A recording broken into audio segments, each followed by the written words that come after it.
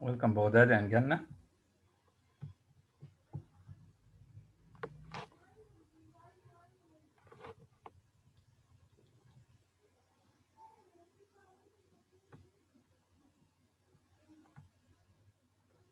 بغدادي Jannah, Layan, Muhammad Adil. Welcome guys.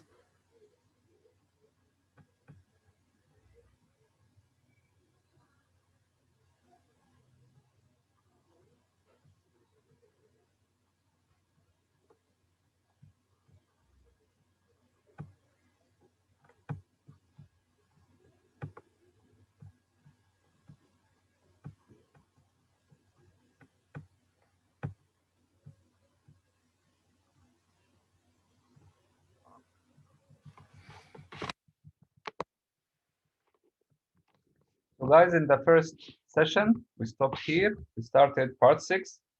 As I told you, we should be doing part 7 today. We should be doing part 7 today, but I prefer to do in this online session to read part 6 again for those who haven't read it. You should refer to the weekly plan and see every day which part we should read. You should read it on your own. Again, I'd like to remind you again that I posted an assignment yesterday on part 5, and I made an announcement that the next week quiz will be on part 5. I think from page 170 to 216, something like that. You need to read it carefully, or you have the summary and the analysis of the chapter on SMS. Find part 5, summary and analysis. You can read it, but if you read the original text from the book, it would be better, of course. And I posted again an assignment of 5 questions on part 5. Try to answer them and send them by Sunday, March 13. Okay, in the room now I have 9 students. Boghdadi, Jannah Tamir, Haya, Maryam Naqib, and this is Yasmin. Okay. Ryan, Yusuf Sahrawi, Layan Matar, Muhammad Tawakkul, Usama Darwish, and that's all. Somebody left. Okay, no problem. 13 presents. 13 presents. It was Max's arrival. Revisited. Feathers turned to twigs again. Remember the birds' feathers. Remember the part title, The Standover Man, when Max created a book and drew people like birds. Smooth face turned to rough. The proof she needed was there. Again, feathers turned to twigs again. A twig is a small feather. And smooth face turned to rough. Remember, Max fell ill. The last part we read that Max fell ill after directly after Christmas, after throwing some snowballs in the basement and building a snowman which melted with Hans, Rosa, and Liesel. He was alive. He was still alive, but he was very ill. The first few days, Liesel sat and talked to him. On her birthday, it was in mid-February, I think, she told him there was an enormous cake waiting in the kitchen if only he'd wake up. There was no waking, there was no cake. Okay? Hala Sharif. A late night excerpt. An excerpt is like a quotation. This is the narrator, Death, telling us, I realized I knew much later that I actually visited 33 Hemel Street in that period of time. It must have been one of the few moments when the girl was not there with him. For all I saw was a man in bed. I knelt.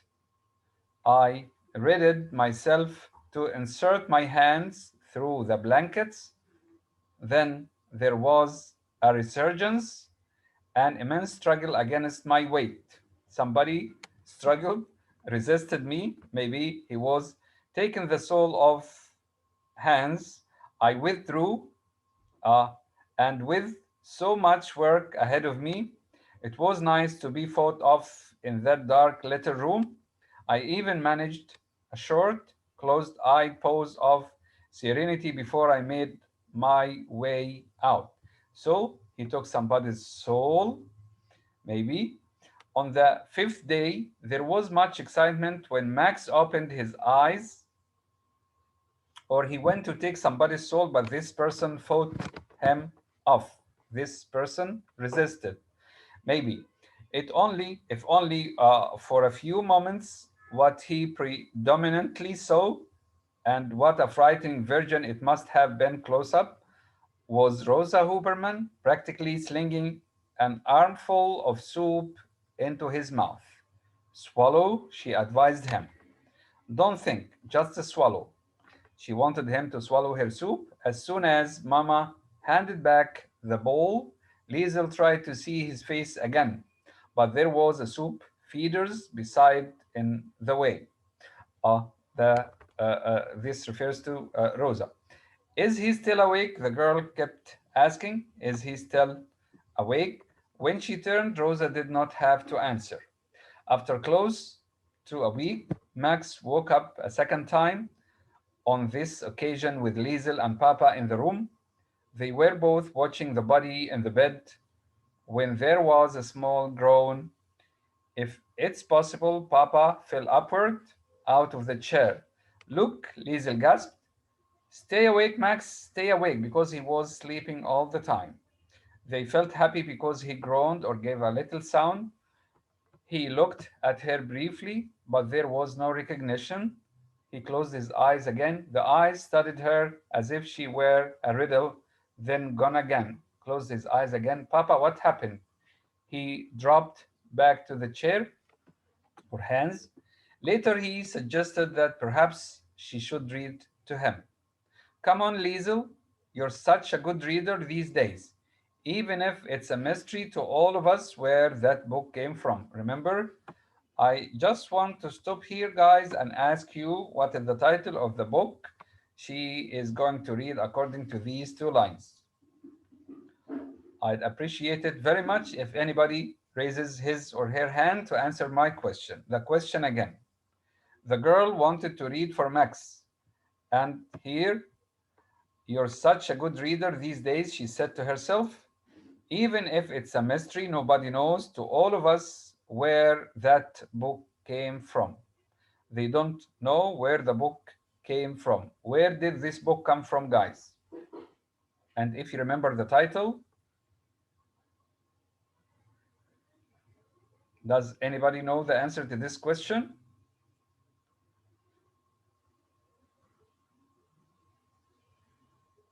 Hello? She stole the book. Yes, she stole it. Perfect. From where? Because she is a book thief. Thank you, Hala, for guessing. But do you remember from where, or did you attend the last session? We did this. She stole it. The book is titled or entitled The Whistler. You know, a person who whistles. You know, whistling. Okay? Yes. The title of the book is The Whistler, and she stole it from the mayor's library. Remember, she used to go to the mayor's wife for the laundry, right? And this time she went to steal the book. She went through the house, through the library window, okay, and stole the book and left quickly, leaving her shoes behind. Rudy was waiting for her outside with her shoes. They both ran away, and he forgot the shoes. If you were following up with me the last time we read this story. Okay, so she would read from the Whistler. I told you, Papa, one of the nuns, this is Hans, wants to know from where she got the book. She answered him, I told you, Papa, one of the nuns at school gave it to me. This was her answer. One of the nuns or the teachers at school gave it to me. Of course, she stole it as Hala said. Papa held his hands up in mock protest. I know. He doesn't believe her. He sighed from a height. Just he chose his words gradually. Don't get caught. He knows she's a thief. He knows she has a passion in stealing books. He warns her, be careful, don't get Quote, don't let anybody catch you when you steal any book in the future. This from a man who'd stolen a Jew.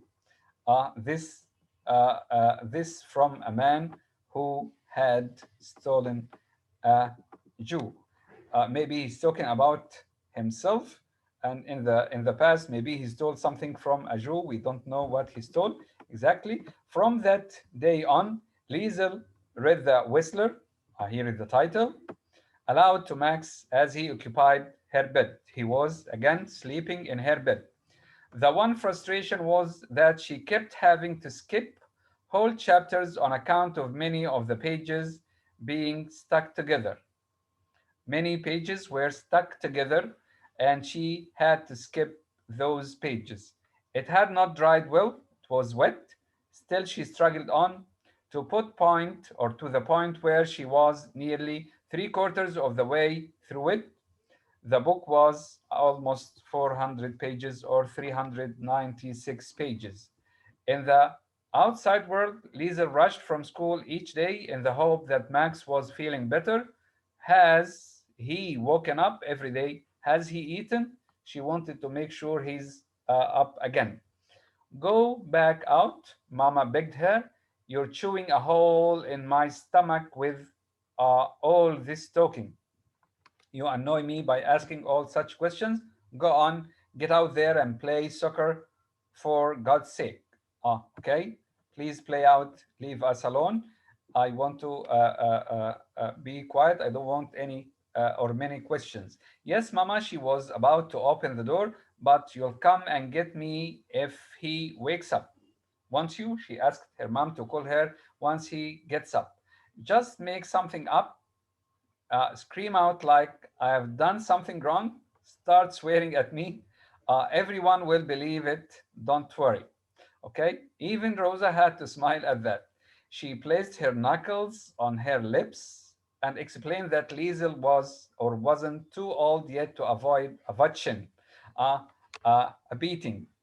He would give her a hiding or a beating or ala, as we say in Arabic, for talking in such a way. And score a goal, she threatened, or don't come home at all. Mama said to her, sure, Mama, I'll score a goal. Make that two goals, Zaumensch. Okay, make that two, not one. Yes, Mama. And stop answering back. Leave and stop answering back. Liesel considered, but she ran onto the street to oppose Rudy on the mud slippery road. About time, as Scratcher, sorry, he welcomed her in the customary way as they fought for the ball. Where have you been? Half an hour later, when the ball was squashed by the rear passage of a car on Himmel Street, Liesel had found her first present for Max Vandenberg after judging it irreparable. The ball is irreparable. The ball was squashed by a car passing by. All of the kids walked home in disgust. They don't find a ball to play with anymore, leaving the ball twitching on the cold, blistered road. Liesel and Rudy remained stooped over the carcass or the body of the ball. There was a gaping hole on its side like a mouth. It had a puncture because the car ran over it. You want it? Liesel asked. Rudy shrugged. What do I want this or with this squashed shit heap of a ball? I don't want it. There is no chance of getting air into it now because it has a puncture. Do you want it or not? No thanks. Rudy prodded it cautiously with his foot as if it were a dead animal or an animal that might be dead. I don't want it. As he walked home, Liesel picked the ball up and placed it under her arm. She could hear him call out, Hey, Zaumensch. He or she waited. Zaumensch. She relented. What? She answered them. I've got a bike without wheels here, too, if you want it. Stick your bike, she said. From her position on the street, the last thing she heard was the laughter of the or that Zauker or that pig Rudi Steiner. Inside, she made her way to the bedroom. She took the ball into Max and placed it at the end of the bed. I'm sorry, she said. It's not much. It's something little, but when you wake up, I'll tell you all about it. I'll tell you it was the grayest afternoon you can imagine, and this car without its lights on ran straight over the ball. Then the man got out and yelled at us, the children playing in the street, and then he asked for directions. The nerve of him! Wake up, she wanted to scream, or shake him. She didn't. All Liesel could do was watch the ball and its tremble, flaking skin. It was the first gift of many. So her first gift to Max was the ball with the hole, or the squashed ball. Presents from 2 to 5, one ribbon, one pine cone, one button, and one stone. These are, remember the title of this part? It was 13 presents. The soccer ball had given her an idea. Whenever she walked to and from school now, Liesel was on the lookout for discarded items that might be valuable to a dying man. She looked on the way to school and back from school on anything that people don't need and bring it. Maybe it would make Max better or make him happy. She wondered at first why it mattered so much. How could something so seemingly insignificant give comfort to someone? Yes, maybe someone doesn't need something the time you need it very much. A ribbon and a gutter. You know, a ribbon is a piece of cloth, okay, with which you tie a present or something like that. You know what a gutter is? A pine cone on the street, a button leaning casually against a classroom wall, a flat round stone from the river. If nothing else, it showed that she cared and it might give them something to talk about when Max woke up.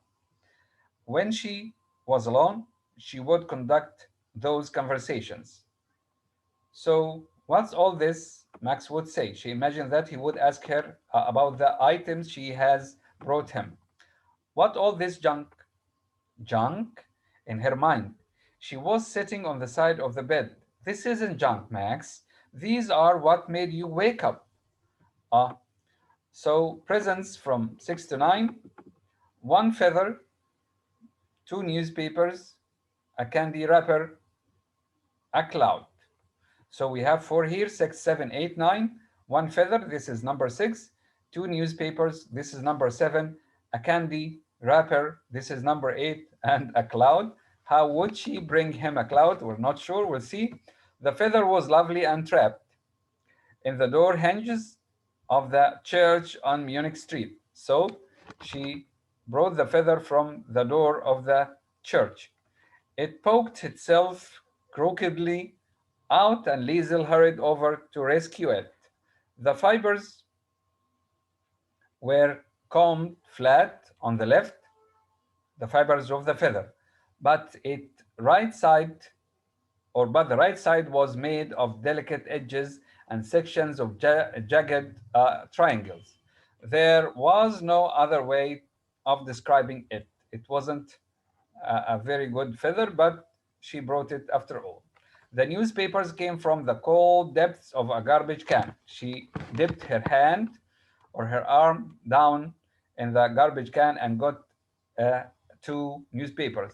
And the candy wrapper, just a wrapper, not a candy, was flat and faded. She found it near the school and held it up to the light. It contained a collage of shoe prints.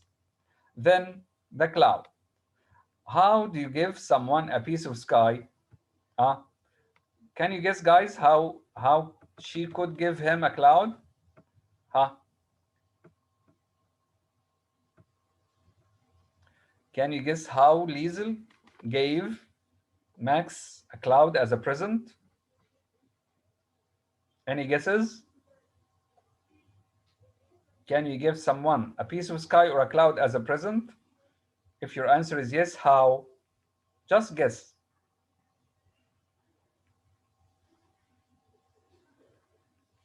No answer? Okay, we'll see. Uh, Late in February, she stood on Munich Street and watched a single giant cloud come over the hills like a white monster. It climbed the mountains. This is the cloud. The sun was eclipsed, hidden behind the cloud, and in its place, a white beast with a gray heart watched the town. The uh, let's say the cloud took the shape of a beast or an animal, a wild animal, with a gray heart watched the town. Would you look at that? She said to Papa. Hans cocked his head and stated what he felt was the obvious: you should give it to Max. Liesel, see if you can leave it on the beside table like all the other things. He was talking sarcastically. Liesel watched him as if he'd gone insane, crazy. How though? How can I get him this cloud and put it on the table next to his bed? Lightly, he tapped her skull with his knuckles. Memorize it. Then write it down for him. Remember its shape and describe it in writing. Okay, it was like a great white beast, she said at her next beside vigil, and it came from over the mountains. She brought it to him by describing it on a piece of paper. When the sentence was completed with several different adjustments and additions, Liesel felt like she'd done it. She imagined the vision of it passing from her hand to his, though, or through the blankets, and she wrote it down on a scrap of paper, placing the stone on top of it. She weighted the piece of paper with a stone. The last four presents, from 10 to 13, one toy soldier, one miraculous leaf, a leaf of maybe a plant, a finished whistler, and a slab of grief. The soldier was buried in the dirt, not far from Tommy Muller's place, the toy soldier. It was scratched and trodden, an old one, a dirty one, which to Liesel was the whole point. Even with injury, it could still stand up. The leaf, present number 11, was a maple tree. This is a tree leaf. She found it in the school broom closet among the buckets and feather dusters. The door was slightly ajar, slightly open. The leaf was dry and hard, like toasted bread, and there were hills and valleys all over its skin. Somehow the leaf had made its way into the school valley or hallway, sorry, and into that closet. Like half a star with a stem, Liesel reached in and twirled it in her fingers. She released or relieved the or retrieved the leaf. Unlike the other items, she did not place the leaf on the beside table. She pinned it to the closed curtain just before reading the final 34 pages of The Whistler. Remember, this is the title of the book she stole from the mayor's house or the mayor's library. She did not have dinner that afternoon or go to the toilet. She didn't drink all day at school. She had promised herself that she would finish reading the book today, and Max Vanderberg was going to listen. He was going to wake up. Papa, all this time she was doing all this, guys, and Max was unconscious. He didn't open his eyes. Papa sat on the floor in the corner, workless as usual. You know, in the summer, he hardly had any work. Luckily, he would soon be leaving for the Knoller with his accordion. Knoller, the name of maybe a pub or a nightclub where he played the accordion for a little money. His chin resting on his knees, he listened to the girl he'd struggled to teach the alphabet, reading proudly. She's a good reader now. She unloaded the final frightening words of the books to Max Vandenberg, the last remnants of the Whistler, the last words of the book.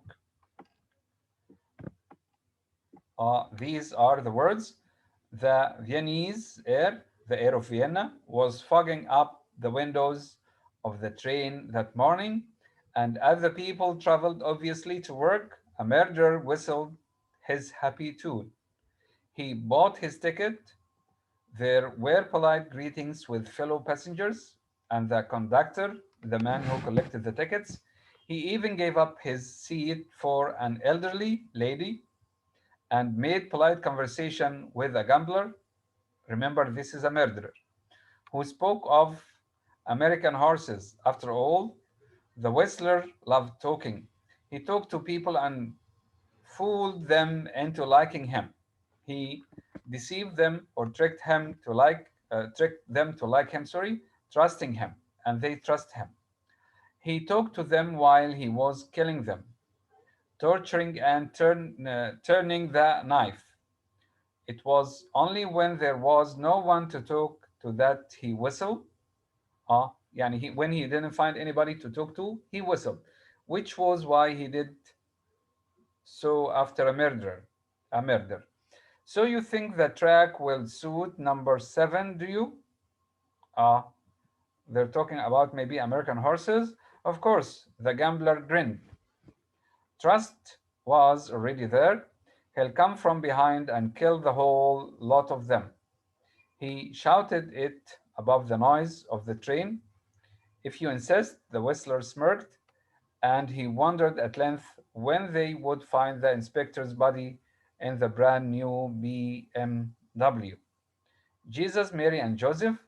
Hans couldn't resist an incredulous tone. A nun gave you that? The book is full of murder and killing. Hans said she told him that she got it from a nun at school. And Hans said, a nun gave you that? He stood up and made his way over, kissing her forehead. Bye, Liesel. The cloner awaits. He left her to go and play music at this place. Liesel, she ignored it. Come and eat something. She answered now. I'm coming, Mama. She actually spoke those words to Max as she came closer and placed the finished book on the beside table. With everything else, as she hovered above him, she couldn't help herself.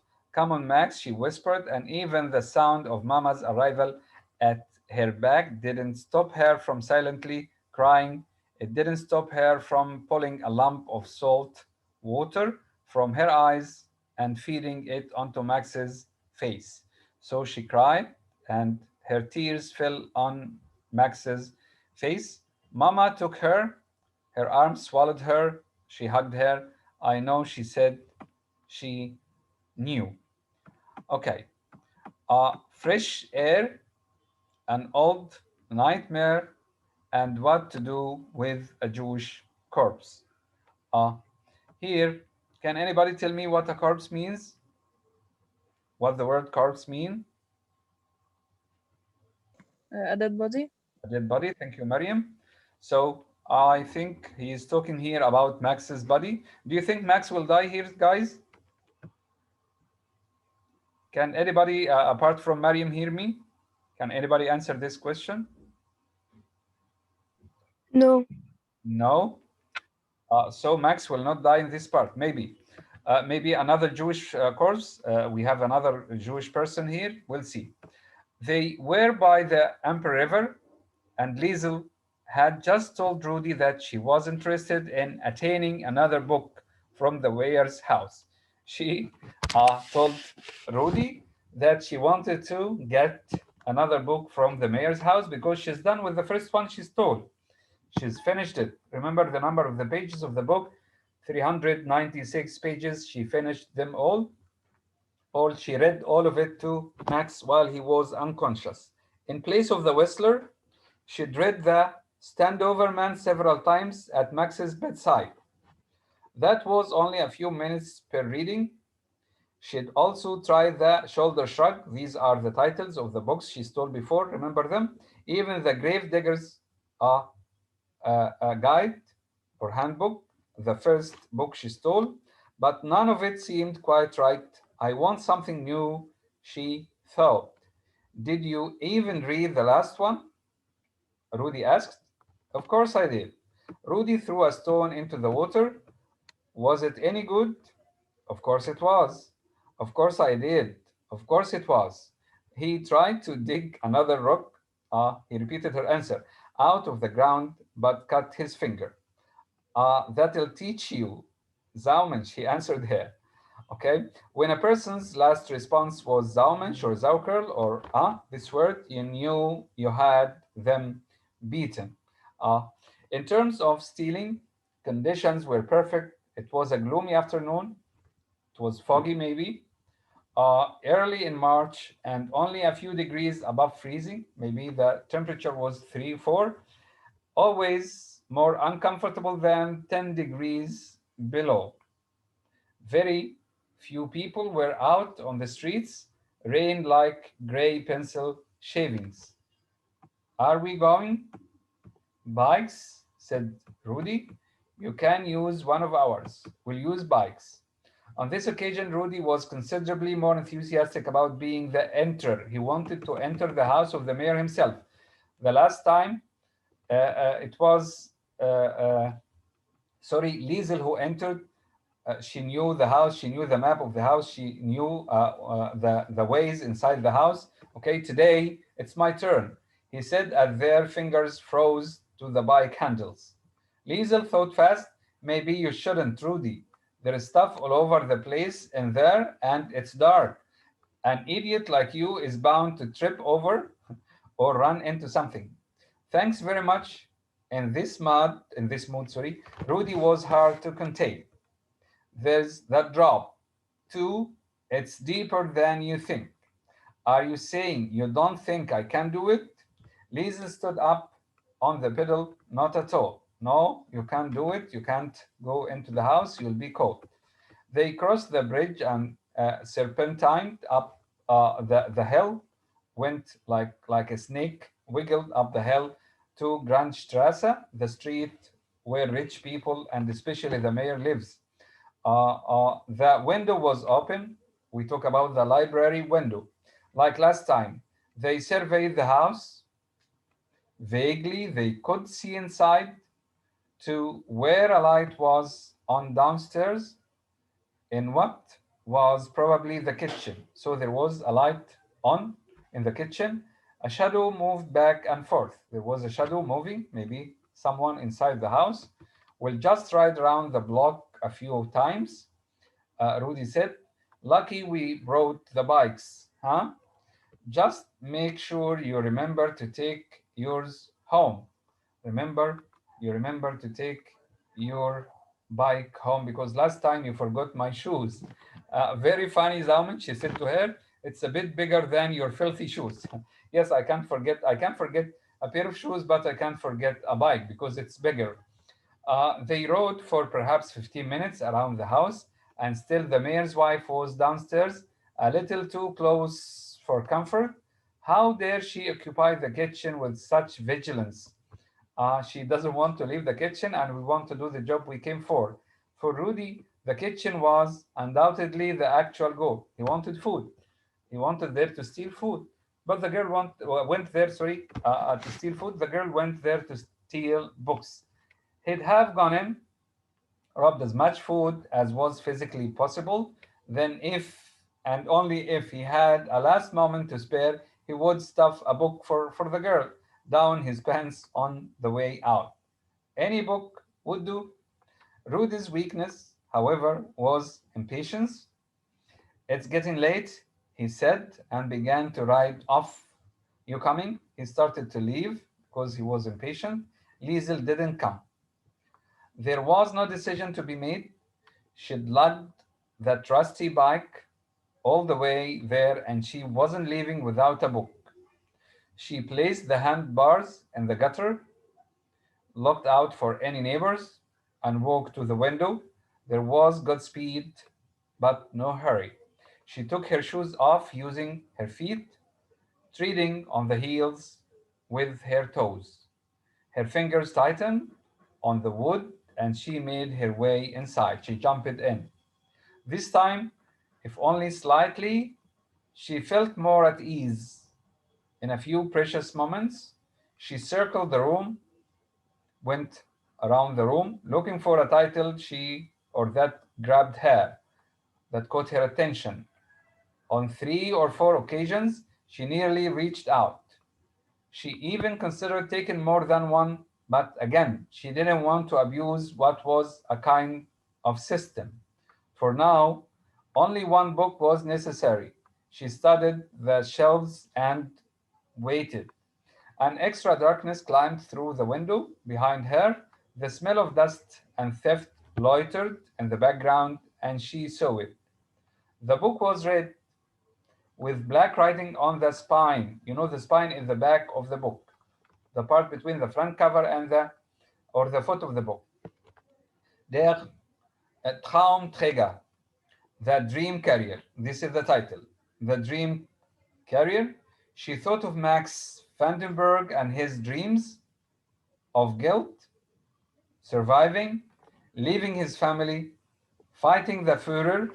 She also thought of her own dream, her brother dead on the train, and his appearance on the steps just around the corner from this very room. The book thief watched his blooded knee from the shove of hair on hand. She slid the book from the shelf, tucked it under her arm, climbed to the window ledge, and jumped out all in one motion. Rudy had her shoes. He had her bike ready. Once the shoes were on, they rode off. Jesus, Mary, and Joseph Meminger. He'd never called her Meminger before. You're an absolute lunatic. Do you know that? You're crazy. Do you know that? Liesel agreed as she pedaled like hell. I know it. So she successfully stole her second book from the mayor's library. At the bridge, Rudy summed up the afternoon's proceedings. Those people are either completely crazy, he said, or they just like their fresh air. A small suggestion. Or maybe there was a woman on Grandstrasse who now kept her library window open for another reason. But that's just me being cynical or hopeful or both. Yeah.